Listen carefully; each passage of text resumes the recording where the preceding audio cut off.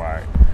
Amazing audience, we are live. We are in, where are we right now, dear? We are in Clinton Hill, Brooklyn. Okay, all right. It's a beautiful afternoon, if I can say so.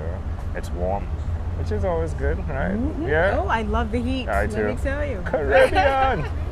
And with us we have Dionne. Dionne, it's a grand opportunity to connect with you. Let me shake your hands. It is so good to see you in Same person. Same here. Yeah, it's like you're real, right? Yeah. Yeah, there's no Photoshop not here. Just the voice. So tell us, what's the latest? For those that are hearing for the first time, tell us what's going on in your world. What are you up to? Absolutely. It's an exciting time, actually. You may recall I have a nonprofit called Financially Clean, where we go into high schools, youth organizations, even the college level. But we're now teaching our first middle school class. Wow. So that's exciting for us because our ultimate vision is to actually start from kindergarten right up to grade 12, if not more. Wow. So it's exciting to see these kids, in grade 6, 7, and 8, excited about financial literacy. It's finding a new way to deliver it. It's a little more activity-based.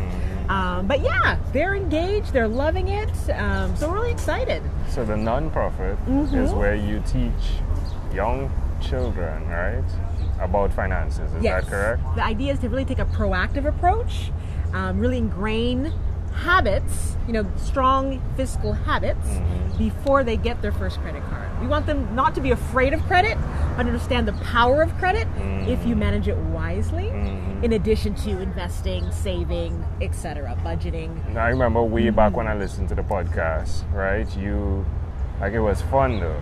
It was fun, finance conversation. That's right. Yes. We try to make it fun. My partner, Sean Linda, who co-founded the nonprofit with me, he really uses a straight talk, strategic approach. We try to make it relatable. We also try to use role play and games and just to make it fun while they're still learning. As well as adapting with tech, right? Because I remember the technology that you all were throwing out. What's the latest? You were reviewing it. Well, you know what? Our first ebook of our ebook series went out. So that's a free book. So if you can't get the information in our classroom, you can now go to our website and download our free ebook. Yeah, tell us the website. It's www.financiallyclean.com. Financially Clean. I love the name. We want everybody living financially clean. Tell us the name of the podcast as well. Oh, well, if you love the name of our nonprofit, you're gonna adore the name of our podcast. It is Two Black Guys with Good Credit. There's a whole two, and I'm the lady with the facts. Yeah. You should listen to that podcast, folks. It's really fascinating. She brings balance to the conversation. One of the segments we like to cover is your own unique real shoes. Right?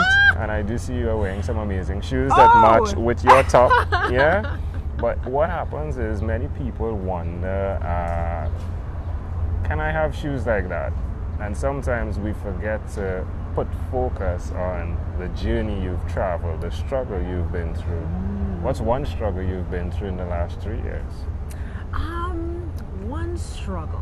I will say building a nonprofit from scratch, getting people to believe in your mission that financial literacy, early education belongs in the classroom, really trying to scale this to the point where it's a permanent part of the curriculum, that has been a challenge, right? You're really trying to, create, monumental change.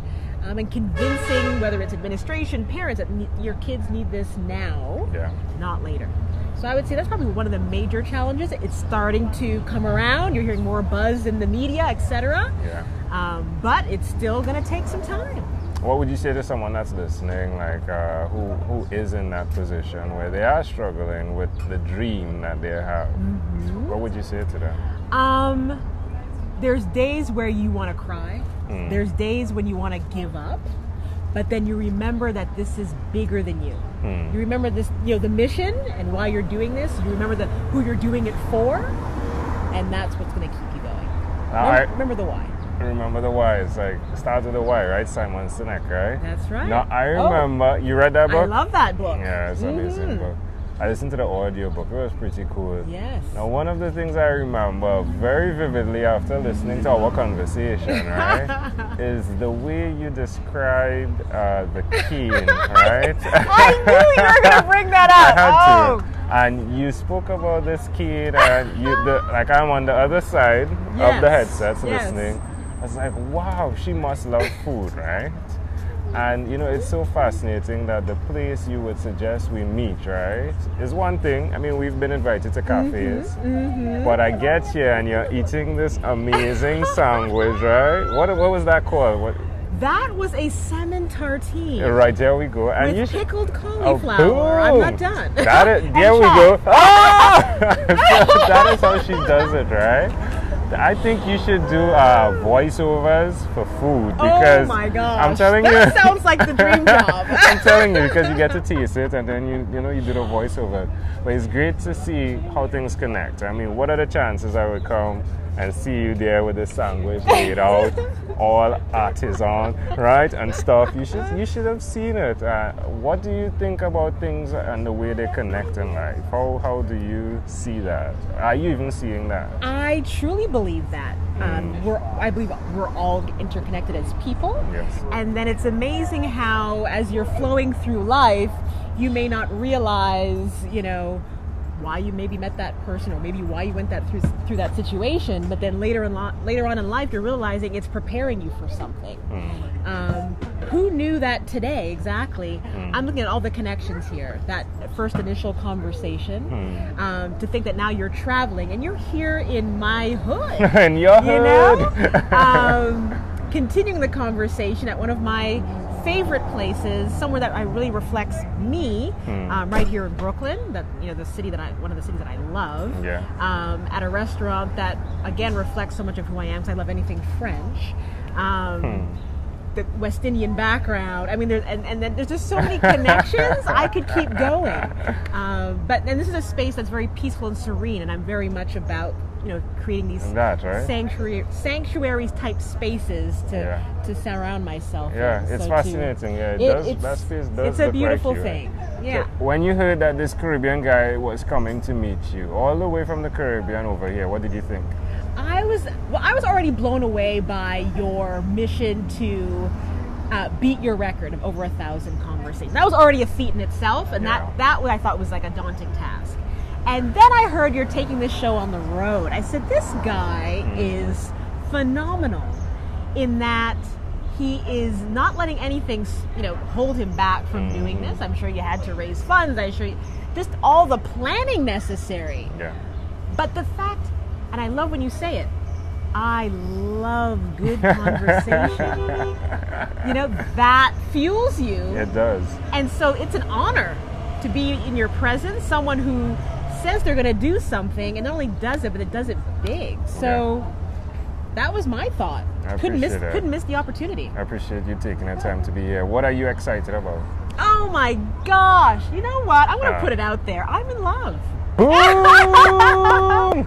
Say his name. Woo! Say his name. David Germain. There we go. I have met the love of my life. There so we I'm go. very excited. There we go. I'm going to interview you, my friend. Yeah? Oh no! I'm going to interview you. I hope you're hearing this. We're going to have that conversation. Gonna get grilled. Oh gosh. I think I'll pass. She reminds me of one of my cousins, so I'm going to, be the big cousin type conversation. Yeah.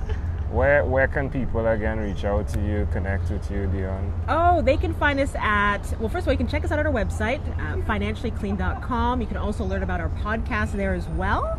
And if you want to listen to our podcast, which you should, you can certainly go to iTunes, Stitcher. We just launched with TuneIn, but launched it with their premium channel on Monday. So if you want to listen to us commercial free, you can get more of us. Again, at tunein.com/premium. And you can also find us on Castbox FM.